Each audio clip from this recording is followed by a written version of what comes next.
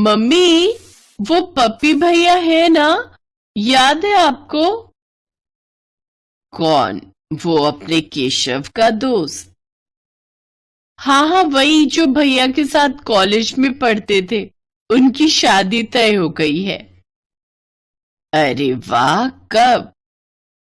बस इसी महीने के आखिर में। ये तो बहुत ही अच्छी बात है। अरे अच्छी बात तो ये है कि पप्पी भैया को उनके ससुराल वाले दहेज में कार दे रहे हैं। लो बताओ, जबकि वो तो शायद कुछ करता भी नहीं। और हमारे केशव को देखो, कितनी बढ़िया नौकरी है उसकी। हाँ मम्मी, पर केशव भैया तो बेचारे मोटरसाइकिल से ही ऑफिस जाते हैं। उर्मिला और उसकी बेटी काजल की बातों ने सरिता के तन बदन में आग लगा दी थी। ये है सरिता, और ये सरिता की सास उर्मिला और उसकी ननद काजल। सरिता बहुत ही संस्कारी और मेहनती लड़की थी। सरिता की शादी 4 महीने पहले ही उर्मिला के बेटे केशव से हुई थी। शादी में सरिता के पिता ने केशव को दहेज में एक मोटरसाइकिल और घर का बाकी सामान दिया था। लेकिन उर्मिला और काजल बहुत ही लालची थे। उन्हें सरिता के पिता से कार की उम्मीद थी। पर जब उन्हें कार नहीं मिली तो दोनों माँ बेटी ने सरिता का जीना दूभर कर दिया। बेचारी सरिता हर रोज बस अपमान के घूंट पीकर रह जाती। ऐसे ही एक दिन, मम्मी मम्मी जल्दी आओ। अरे क्या हो गया? क्यों इतना शोर मचा रही है? अरे आओ तो सही, देखो ना, जग्गी भैया भी कार ले आए।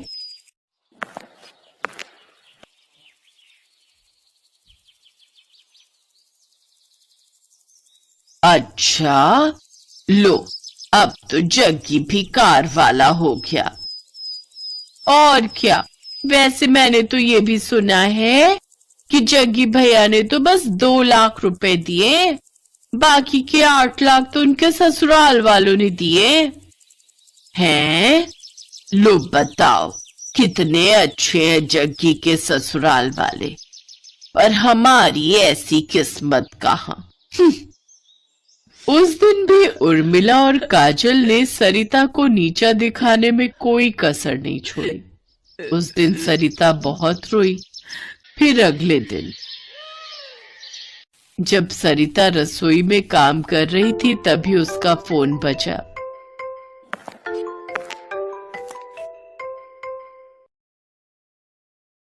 अरे वाह, ये तो बहुत ही अच्छी बात है। गुड़िया क्लास में फर्स्ट आई है। आएगी कैसे नहीं? बहन किसकी है? हाँ माँ, मैं आऊंगी। इतना कहकर सरिता ने फोन रख दिया।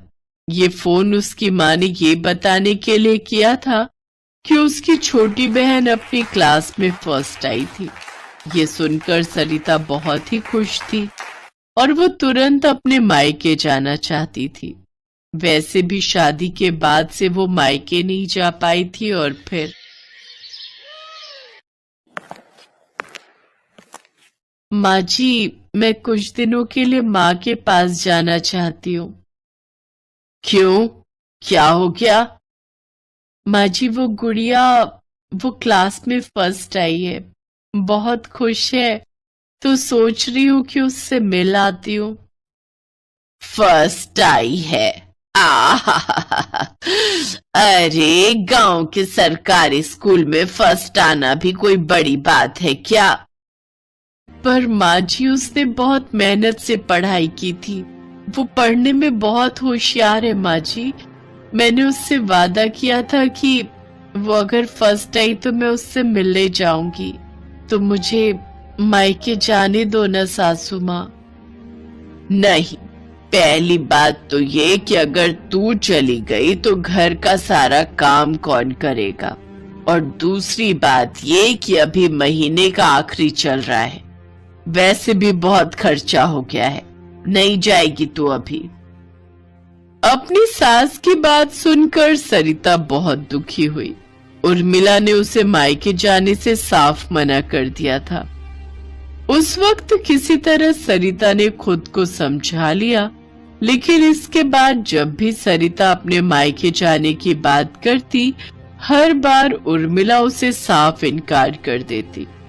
और फिर एक दिन, मैं बिल्कुल ठीक हूँ गुड़िया, वो न मुझे बिल्कुल टाइम ही नहीं मिल पाता है, इसीलिए नहीं आ पा रही, मगर जल्दी आऊंगी। हाँ हाँ, यहाँ कोई दिक्कत नहीं है, सब ठीक है। सरिता को अपने घर पर बात करते देख उर्मिला ने फौरन उससे फोन छीन लिया और उसे लाउड स्पीकर मोड पर कर दिया। और फिर, झूठ मत बोल दीदी, मैं सब समझती हूँ। जरूर तुम्हारे ससुराल वालों ने तुम्हें मना किया है यहाँ आने से, वरना तुम इतने दिन मुझसे मिले बिना रह सकती हो क्या? सच सच बताओ दीदी, तुम्हारी सास तुम्हारे साथ। गुड़िया अपनी बात पूरी कर पाती उससे पहले ही घबराई सरिता ने आगे बढ़कर फोन काट दिया। अगले ही पल उर्मिला ने सरिता की चोटी पकड़ी और उसके गालों पर 3-4 तमाचे जड़ दिए। कुलच्छनी कहीं की, एक तो दहेज के नाम पर फूटी कौड़ी लेकर नहीं आई, ऊपर से अपने घर वालों को फोन करके हमारी बुराई करती है। हैं? तुझे तो आज मैं मजा चखाती हूँ। मुझे माफ कर दो माँ जी, वो गुड़िया, वो अभी नादान है। नादान नहीं है, बदतमीज है, बदतमीज, बिगड़ी हुई है। तेरी माँ ने क्या संस्कार दिए हैं तुम दोनों बहनों को, वो तो अब दिख ही रहा है। माँ जी, आप मुझे कह लीजिए जो कहना है, पर भगवान के लिए मेरी माँ को तो कुछ ना कहिए। अच्छा, जुबान लड़ाती है। आज तुझे ऐसा सबक सिखाऊंगी कि तुझे जिंदगी भर याद रहेगा। उस दिन उर्मिला और काजल ने सारी हदें पार कर दी। दोनों ने मिलकर सरिता को बहुत पीटा। बेचारी सरिता मार खाती रही और अपनी किस्मत पर रोती रही, और बीतते वक्त के साथ ये सब आम सी बात हो गई। अगर सरिता कोई छोटी मोटी चीज भी भूल जाती तो उर्मिला और काजल उसकी पिटाई कर देती। ऐसे ही कई साल बीत गए और फिर एक दिन अचानक उर्मिला के घर के दरवाजे की घंटी बजी।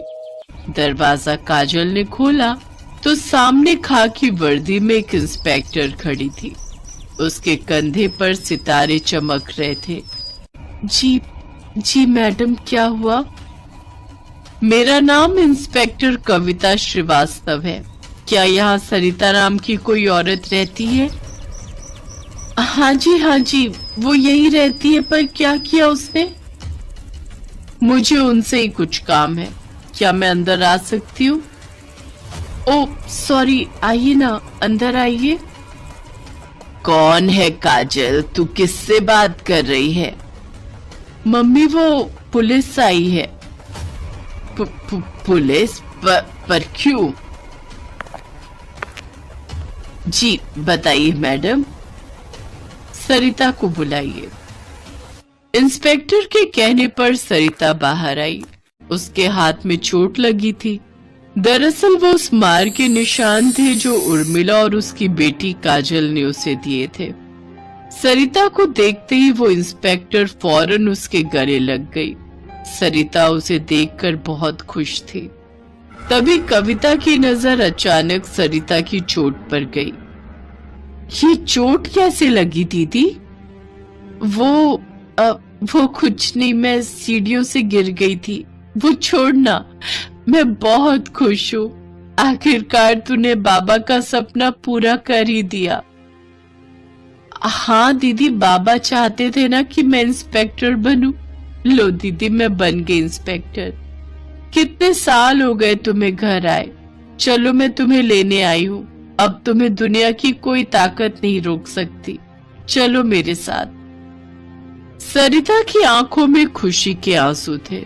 वो कविता को देखकर बहुत खुश हो रही थी, तो साथ ही घर जाने की बात सुनकर उसके आंसू निकल पड़े। तभी कविता ने उर्मिला की तरफ घूर कर देखा और कहा, अच्छा हुआ जो दीदी ने कहा कि वो सीढ़ी से गिरी, वरना अगर चोट की वजह कुछ और होती ना, तो आंटी जी, मैं इन मामलों में बहुत सख्त हूँ। समझ तो गई ना आप? हाँ हाँ बेटी, ले जाओ ना। मैं तो कब से कह रही थी कि जाकर घर घूमा। आप दोनों आराम से जाना। ठीक है सरिता बेटी, अपना ख्याल रखना। और और लौटने की कोई जल्दी नहीं। आराम से जितने दिन चाहो मायके में रहकर आना। ठीक है? सुहानी की सहेली रीमा की शादी जयपुर में हुई थी। शादी के बाद रीमा का फोन आता है। हेलो सुहानी, रीमा बोल रही हूँ। रीमा, कैसी है तू? शादी के बाद तो तू मुझे भूल ही गई। जयपुर का मौसम कैसा है? सुहानी, मैं जयपुर में नहीं, दिल्ली में हूँ, मायके में। इसीलिए तो तुझे फोन किया है। तुझसे मिलने का बहुत मन था। क्या तू दिल्ली आई हुई है? चल मैं थोड़ी देर में तुझे मिलने आती हूँ। सुहानी रीमा को मिलने जाती है, पर वो रीमा के ससुराल की बातें सुनकर घबरा जाती है। क्या तुझे ससुराल में इतना काम करना पड़ता है? तो और क्या, शादी के बाद तो मेरी लाइफ बहुत ही बंद सी गई है। वही सुबह 5 बजे सोकर उठो, फिर घर के सारे काम करो, दिन भर सास ससुर ननद सबके ताने सुनो। इतना करने के बाद भी कोई दो मीठे बोल नहीं बोलता। हर चीज में टोका टाकी करना। मेरी सास तो इतनी तेज है कि हर समय मेरे पीछे पड़ी रहती है। जरा देर के लिए फोन पकड़कर बैठूं तो 10 बातें सुना देती है कि तू फोन में लगी है, कोई काम नहीं करती। इतना फोन में लगना अच्छा नहीं होता, इतना टीवी देखना अच्छा नहीं होता। मुझे तो तेरी बातें सुनकर डर लग रहा है। क्या ससुराल ऐसा होता है? वही तो, पहले मैं सोचती थी कि शादी होगी, मजे करूंगी, हस्बैंड के साथ घूम कर आऊंगी, पिक्चर जाऊंगी, होटल में खाना खाऊंगी। पर हमारे यहाँ तो मजाल है, बाजार की कोई दाल भी आ जाए, जब देखो माँ जी यही कहती है, घर पर बनाओ बहू, घर का खाना अच्छा होता है। होटल भी नहीं जाने देती है। और ऊपर से मेरी ननद और पड़ोसी रिश्तेदार रोज हमारे घर आए रहते हैं। जब देखो मेरी सास हुक्म चलाती रहती है, बहू ये बना लो, बहू वो बना लो। बस मैं तो बहू कम नौकरानी ज्यादा बन गई हूँ ससुराल जाकर। हो, मुझे तो तेरी बातें सुनकर बहुत घबराहट हो रही है। रीमा, सचमुच ससुराल जाना कितना खतरनाक है। मेरा बस चले तो मैं तो ससुराल ही नहीं जाऊंगी। चल पागल, हर एक लड़की को एक न एक दिन शादी करके अपने ससुराल जाना ही पड़ता है।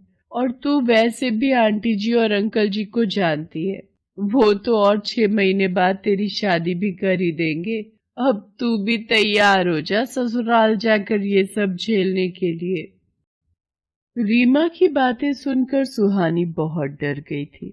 उसने तो ठान लिया था कि वो ससुराल नहीं जाएगी, पर उसके मम्मी पापा उसके लिए लड़का देख रहे थे। सुहानी बेटा, तुझे कितने लड़के दिखाए, पर तुझे कोई लड़का पसंद क्यों नहीं आता है?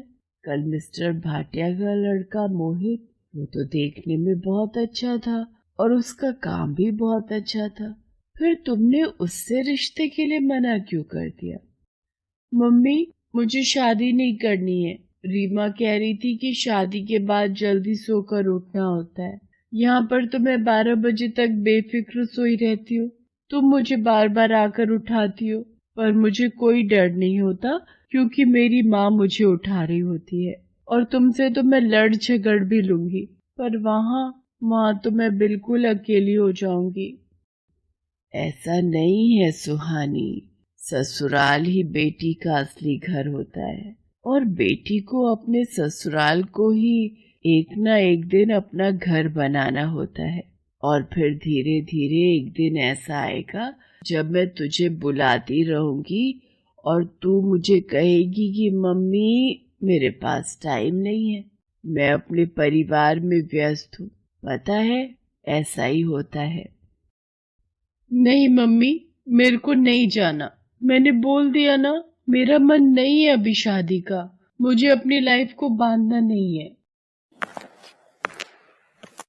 सुहानी, बिटिया कहाँ है? ये देख, मैं तेरे लिए गरम गरम छोले भटूरे लेकर आया हूँ। पड़ोस में हलवाई की एक नई दुकान खुली है। मैंने सोचा तू सोकर उठ गई होगी, तो इससे बढ़िया गरम गरम नाश्ता और क्या होगा। चल अब जल्दी से उठ जा और खा ले। देखा मम्मी, यहाँ आप मेरा कितना ख्याल रखते हो। मेरे कहे बिना मेरे सामने इतनी चीजें हाजिर हो जाती हैं। क्या ये सब वहाँ होगा? मुझे अपने मम्मी पापा को छोड़कर कहीं नहीं जाना है। पापा, मम्मी को बोलो ना मुझे अभी शादी नहीं करनी है। मुझे आप दोनों के पास ही रहना है।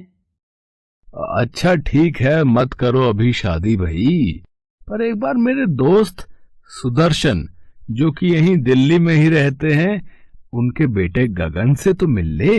अगर लड़का पसंद ना आए तो तू उसी समय मना कर देना। सुहानी लड़के को देखने के लिए मान जाती है। लड़के वाले सुहानी को देखने आते हैं। सुहानी बेटा, तुम इतना घबरा क्यों रही हो? तुम तो हमें बहुत पसंद आई हो। भाई साहब, हमें ये रिश्ता मंजूर है। आपकी बिटिया बहुत प्यारी है। सुहानी गगन के साथ छत पर बात करने के लिए चली जाती है। सुहानी, तुम इतना घबरा क्यों रही हो? अगर तुम किसी और से प्यार करती हो तो तुम मुझे कह सकती हो। मैं अभी नीचे जाकर इस रिश्ते से इनकार कर दूंगा। नहीं, ऐसी कोई बात नहीं है। मैं बस आपसे एक सवाल करना चाहती हूँ। आप सब सुबह कितने बजे सोकर उठते हो? अब क्या ये कैसा सवाल है सुहानी? बताइए तो। जब तक आप इस सवाल का उत्तर नहीं देंगे तब तक मैं शादी के लिए हाँ नहीं कहूंगी।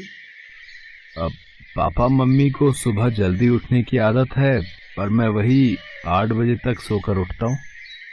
अभी सुहानी गगन के साथ बात कर ही रही थी कि तभी उसकी माँ बुलाने आ जाती है। सुहानी बेटा, तुम्हारे पापा तुम्हें नीचे बुला रहे हैं। सुहानी की बात अधूरी रह जाती है। सुहानी के पास ऐसा कोई कारण नहीं था जिससे कि वो इस शादी के लिए मना कर सके। लड़का भी अच्छा था और सुहानी अपने पापा के दोस्त के घर ही शादी होकर जा रही थी, तो उसके माता पिता को भी परिवार को लेकर कोई चिंता नहीं थी। सब कुछ अच्छे से निपट गया और सुहानी की शादी गगन से तय हो जाती है। शादी में रीमा भी पहुंचती है। देखा, बड़ा कहती थी ससुराल नहीं जाएगी। अब तू भी फंसी गई ना अपने ससुराल वालों के चंगुल में। अब देखना, तेरी रात की नींद और दिन का चैन उड़ गया, समझ। रीमा, मैं पहले से बहुत डरी हुई हूँ। अब तू जले पर नमक मत छिड़क। आज मेरी शादी है, प्लीज आज तो मेरी टांग मत खींच। चल नहीं खींच बेटा, आ मेरे साथ फोटो तो खिंचवा ले। सुहानी मन में न जाने कितना डर लेकर ससुराल पहुंचती है। उसके मन में यही सवाल चल रहे थे कि वो अपने ससुराल में कैसे रहेगी। सब कुछ बदल गया था। उसके मम्मी पापा आसपास नहीं थे। नए चेहरे सास ससुर के रूप में उसके सामने थे। अगली सुबह सुहानी जब गहरी नींद में थी, एक मीठी सी आवाज उसके कानों में पड़ती है और सुहानी अचानक से उठ बैठती है। सॉरी मम्मी जी, अभी 5 ही बजे है। मुझे पता था मुझे 5 बजे उठना है। शादी के बाद ससुराल में सुबह 5 बजे ही सोकर उठते हैं, ये मुझे पता था। अच्छा हुआ मैं अलार्म लगाकर सोई थी। अरे बेटा, तुम इतना घबरा क्यों रही हो? मैं तो तुम्हारे लिए गरम गरम चाय लाई थी। पर तुम ये क्या बोल रही हो बेटा? 5 नहीं 10 बज रहे हैं। मैंने सोचा तुम शादी की थकान से नींद में हो, इसलिए मैं तुम्हारी चाय खुद ले आई। 10 बज रहे हैं और मम्मी जी ने मुझे उठाया नहीं। पर रीमा तो कह रही थी कि उसकी सास ने अगले ही दिन उसे सुबह जल्दी उठा दिया था। ये सब उल्टा क्यों हो रहा है? सुहानी नहा धोकर तैयार होकर रसोई में जाती है।